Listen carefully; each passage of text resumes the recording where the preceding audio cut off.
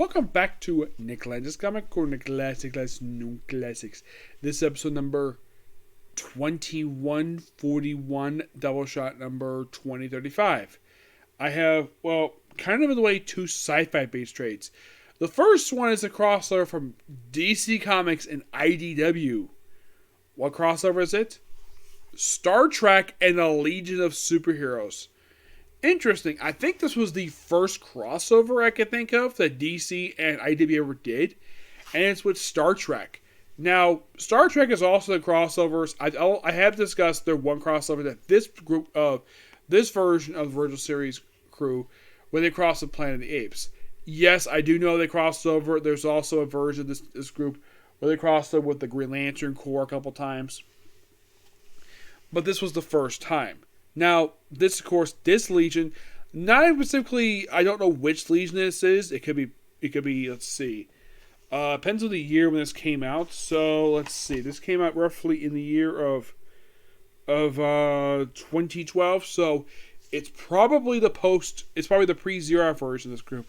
So, we have the crew of the Enterprise going back to Earth because Kirk has been requested to do a speech, a 15-minute speech at Starfleet Academy. Now you're probably thinking, the original series crew going to Earth? When is this taking place, you might ask? Is this during the 5-year mission? I don't think so, no.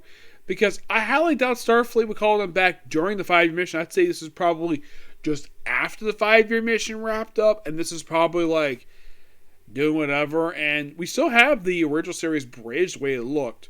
So, they get to Earth, and they beam down, and it's not San Francisco. We do see this strange alternate thing where we see that the humans are being dicks to aliens.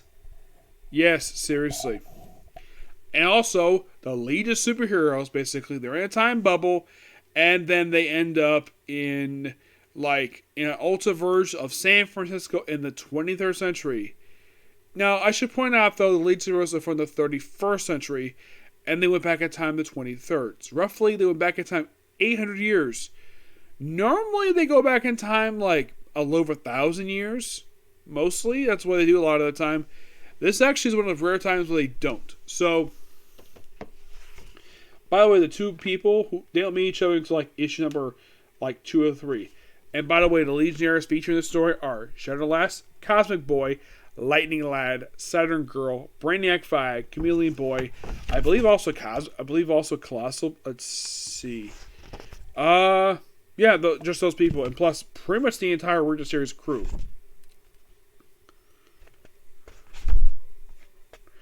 Yeah, we have this also thing started off first with the Klingons and the Starfleet just working together, basically being conquerors.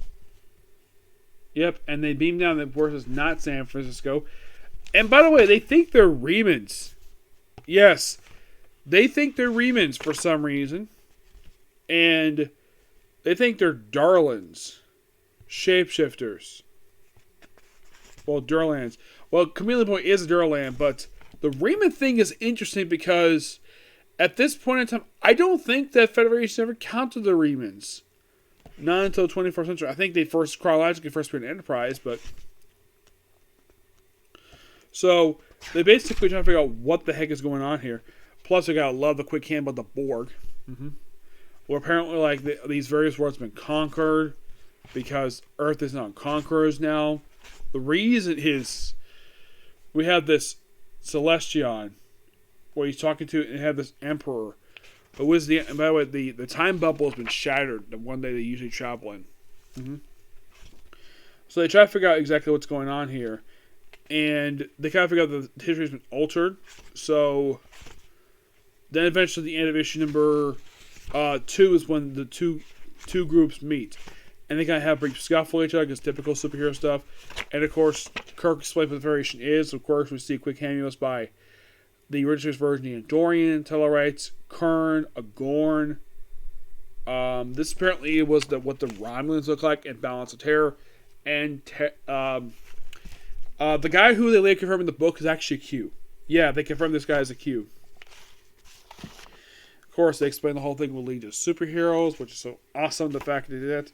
So they agreed to work together, and then we see a version of, I think it's supposed to be the Fatal Five mixed with regular aliens. Like the Amber Arrows is now in Orion for some reason. The Pursuer is now a Gorn. Yes, he's a freaking Gorn. Valor, who is the brainless, who's the one who's the big brutes. I'm not sure what species he is, and the other two, I'm not sure what they are. So they take on a version of what appears to be the Fatal Five, and of course they beat him. Oh yeah, by the way, the Fatal Five, there are in fact hired hands for the Emperor. Who is it? Well, then they go back in time. Apparently we see cavemen with technology they're not supposed to have. Yeah, how the heck was this possible? And then we see a Dominator. Yes, a Dominator. I'm like, really? A Dominator in Star Trek? That's interesting. Yes. Okay. Well, something I don't like doing. Putting pause in the video. So, to be continued. Until when I get back. Okay?